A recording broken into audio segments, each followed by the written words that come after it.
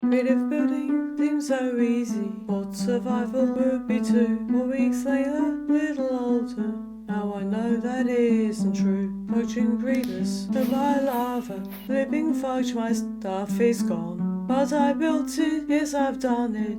Now let's add this new thing on. There's really only one way to start building an EFO-inspired item sorter. It's to flatten a jungle.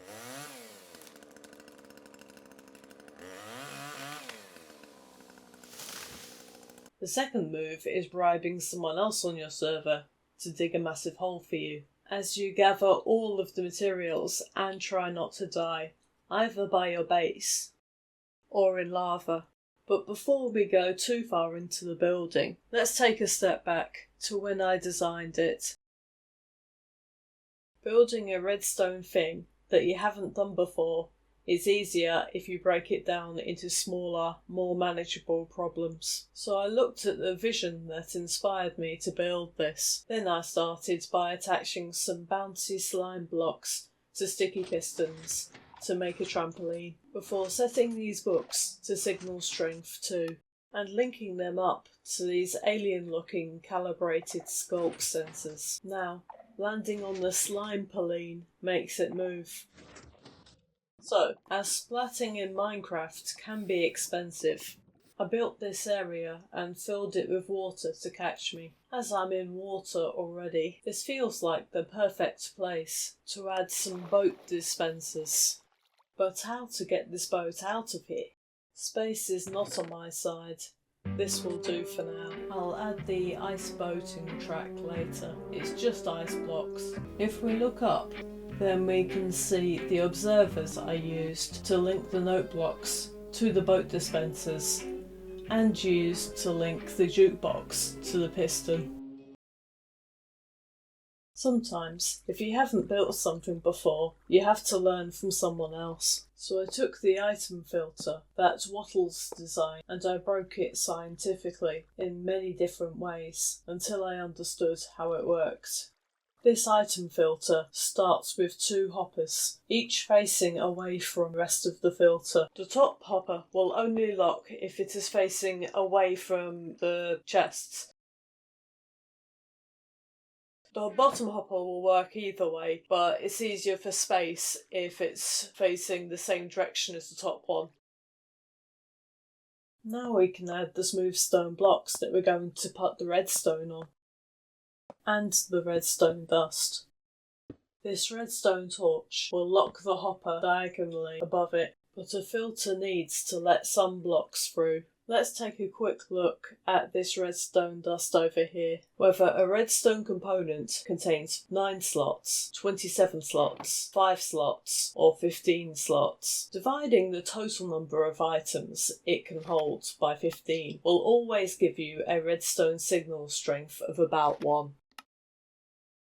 There are many different item storage sizes possible in Minecraft, and different stack sizes, but everything needs to be able to reach a signal strength of 3, like in this example. So making each redstone signal strength a precise number wouldn't work, but placing roughly 2/15 of its capacity inside, then adding a few more blocks, means that the signal is now strong enough to reach this block here. So this entire block is now powered, unlike this one.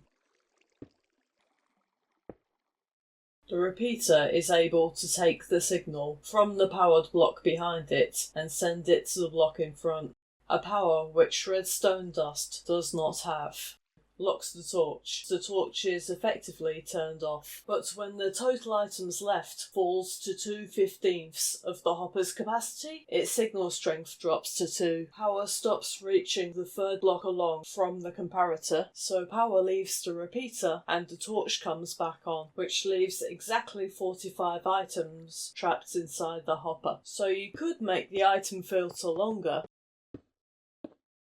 It would just hold on to more of your items before it let anything through. This water stream sends items to the item filters, while minecarts collect items from the system. If it was quicker, the minecarts would collect less items each time. Okay. Why did I do this? That's just silly. I regret nothing. Except this concussion. Here we have a simple repeater clock. Once this lever sends a pulse into the clock, the repeaters will keep it going forever. Then I realised it can activate other things. Here, a redstone lamp replaces the torch, turning the signal from the lever into a change in the lamp, which the observer transmits as a pulse for the clock circuit to repeat. This triggers the dispenser to release 2 blocks with each on-off pulse. In this version, I replaced the lamp with a note block, and it's very important to check everything is empty now, as it's a change of a block entering this hopper which triggers the whole circuit, sending blocks into the water elevator and back to the start of the system. When I started building in mid-air, I found a big problem. I needed a block to add to the scaffolding, one that I could crouch on, a block which would also fall down when I removed the scaffolding and would be easy to remove. Sand is perfect. Now I can redstone on scaffolding and place any block I want. At first, placing blocks following my design was kind of easy. But then I had to do some bug fixing and edit the design to make building easier. The skeletons and zombies found it easiest to see me when I was at the top of the build, but the slimes kept spawning at ground level, and I died to lava when I relaxed a bit too much in the deep dark. Thank goodness that I put my diamonds in a chest first. Put this in. Let's go. Let's also call back some items from the system. I used wooden swords because I have none in the sorter, and they keep out anything that isn't our block. Our new Funslide has a stopping point at every level. Whee! You know what? I probably need to fix this boat exit system. Ah, that's better. I think I might need to put in an EFO hopper clock.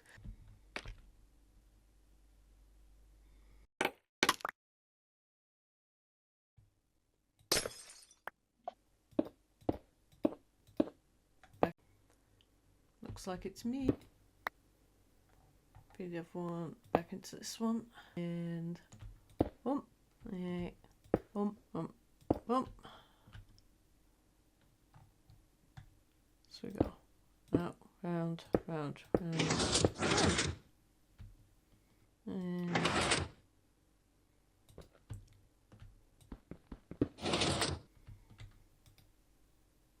oh.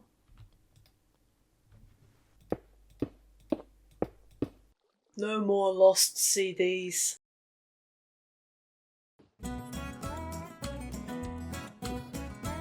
I actually have a backlog of build ideas.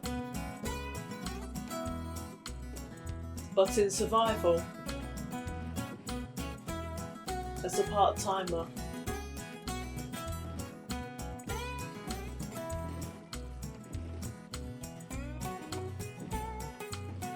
This build took me weeks to do.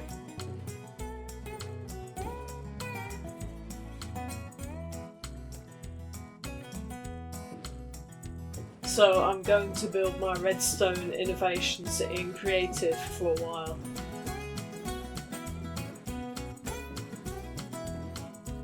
For more redstone, please subscribe.